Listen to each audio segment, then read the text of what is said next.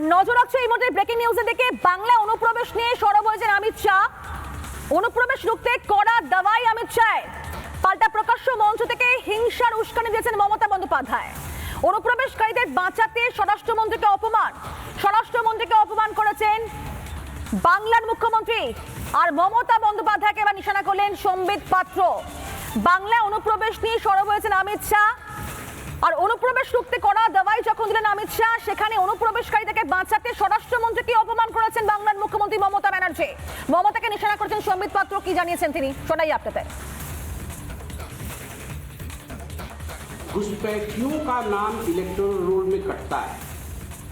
घुसपैठियों को बचाने के लिए ममता बनर्जी अपने ही देश के गृह मंत्री के लिए इस प्रकार के शब्दों का प्रयोग करती है, उनको धमकाती है, उनको कहती है हम आपको बंगाल की सड़कों पर उतरने नहीं देंगे।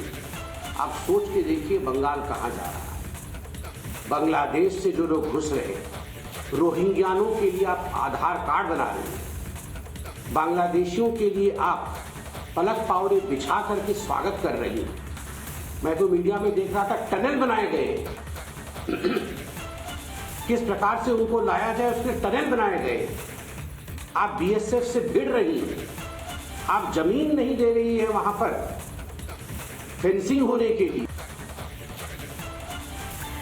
একদিকে দুর্নীতি, অপশাসন, কুশাসন, অনুপ্রবেশকারীদেরকে নিয়ে কড়া একটা মনোভাব কালকেই পোষণ করেছেন অমিত শাহ, এবং সেখানে একের পর এক এই বাংলার যা যা ঘটছে তা নিয়ে একটা বিস্তর অভিযোগ জানিয়ে সরব হয়েছেন অমিত শাহ। এবং তারপরে আমরা দেখলাম যে বাঁকুড়া বর্জনা সভা থেকে মুখ্যমন্ত্রী মমতা বন্দ্যোপাধ্যায় পাল্টা স্বরাষ্ট্রমন্ত্রীকেই আঘাত এনেছেন এবং তার দিকেই একের পর এক তোপ দেখেছেন। কি বলেছেন গতকাল মমতা বন্দ্যোপাধ্যায়, একবার শোনাই আপনাদের।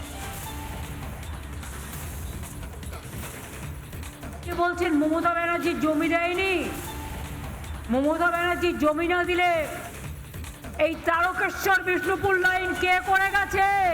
মমতা ব্যানার্জি করে গেছে, আপনি নন। আমি যদি জমি না দিতাম তাহলে ইসিএল এর জমিগুলো কয়লা তুলবার জন্য কোথা থেকে আসতো? রানীগঞ্জে জমি কে দিয়েছে? বনগাঁ পেট্রোপোলে জমি কে দিয়েছে? ঘোকসাডাঙ্গায় জমি কে দিয়েছে? চ্যাংরাবান্ধ মালবাজারে জমি কে দিয়েছে? অন্ডাল এয়ারপোর্টের জমি কে দিয়েছে? পানাগড়ের জমি কে দিয়েছে? বড় বড় কথা, মিথ্যে কথা। রাজ্য সরকার জমি দেয়নি বলে কাঁটাতার দেওয়া সম্ভব হচ্ছে না এবং তার জন্য অনুপ্রবেশ বাড়ছে, এই নিয়ে সরব হয়েছেন গতকাল অমিত শাহ। কি বলেছিলেন তিনি, শোনাই আপনাদের। पूरे बंगाल की जनता घुसपैठियों से त्रस्त है। क्या कोई राज्य सरकार ऐसी हो सकती है जो घुसपैठियों की पनाहगाह अपने राज्य को बना दे? राष्ट्रीय सुरक्षा पर कितना बड़ा खतरा है, इसका जवाब बंगाल की मुख्यमंत्री ने बंगाल के चुनाव में दे। घुसपैठ रोकने के लिए उनके पास क्या योजना है? आर्टिकल 370 हटता है, वो विरोध करती है। सीएए लाकर बंगाल के शरणार्थियों को नागरिकता देने का हम कार्यक्रम करते हैं, वो विरोध करती हैं। और वो ठीकरा फोड़ते हैं कि बीएसएफ है, वो रोक नहीं रही है। ममता जी, मैं आज आपको इस सार्वजनिक प्रेस वार्ता में पूछना चाहता हूं कि कौन सी सरकार है बांग्लादेश की पूरी सीमा पर जो वाड़बंदी करने के लिए, बॉर्डर पर फेंसिंग करने के लिए जमीन नहीं देती है? अगर आप जवाब न दे पाए तो मैं ही देता हूं। आपकी ही सरकार है जो जमीन नहीं देती है, जिसके कारण फेंसिंग का काम समाप्त नहीं होता है। फिर भी भौगोलिक रूप से कठिन सीमा पर से कोई घुस कर आता है तो कहां जाता है? सबसे पहले बंगाल के गांव में जाता है। आपका पटवारी क्या कर रहा है? आपका थाना क्या कर रहा है? क्यों इसको अरेस्ट नहीं किया जाता? क्यों उस पर केस दर्ज नहीं होता? क्यों इसको वापस भेजा नहीं जाता? जवाब है क्या आपके पास? क्या बंगाल की मुख्यमंत्री जवाब दे सकती है कि असम में घुसपैठ क्यों बंद हो गई?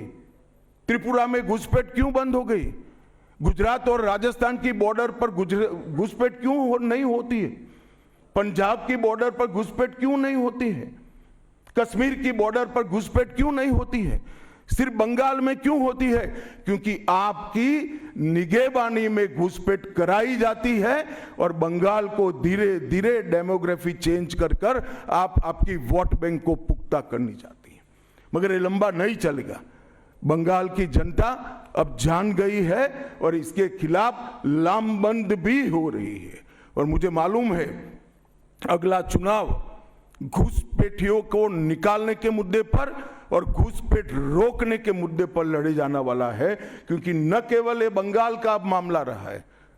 मैं आज बंगाल की जनता को इस प्रेस वार्ता के माध्यम से बताने आया हूं कि बंगाल की बॉर्डर से हो रही घुसपैठ सिर्फ बंगाल का मामला नहीं रहा है, अब ये राष्ट्रीय सुरक्षा का मामला है। देश की संस्कृति को बचाना है, देश की सुरक्षा को सुनिश्चित करना है, तो बंगाल की बॉर्डर सील कर दे, ऐसी देशभक्त सरकार यहां लानी पड़ेगी जो ममता बनर्जी नहीं कर सकती, केवल और केवल भारतीय जनता पार्टी कर सकती। नाना ধরনের কন্টেন্ট দেখার জন্য লাইক করুন, শেয়ার করুন আমাদের ফেসবুক পেজ, সাবস্ক্রাইব করুন আমাদের ইউটিউব চ্যানেল।